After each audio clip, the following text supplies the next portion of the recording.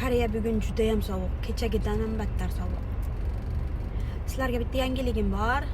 Ichinglarda obunachilarimning ichidan bitta omadli insonga Gold nabor krem kosmetikani topshirmoqchiman. Buni qanday qilib topshiraman? Qanday qilib o'ynaymiz bilmayman. Kichkina o'yincha tashkil qilamizmi?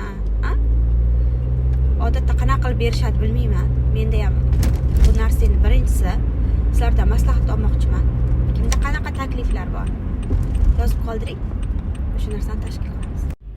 Bu kosmetikani o'zim ishlatib ko'rdim va ishlatyapman. Yaxshi ta'sir qildi. Yuzim quruq. Mening yuzim quruq.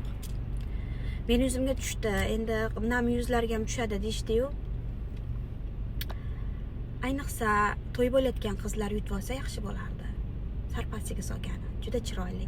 Yana qizi 5-sinfda o'qib, onasi yutib olib, qizim turmushga chiqsa sarpasiga solaman degan narsa bo'lib xayolda olib qo'ymanglar. Uni ham vaqti bor. 3 yilgacha ishlatib borish kerak.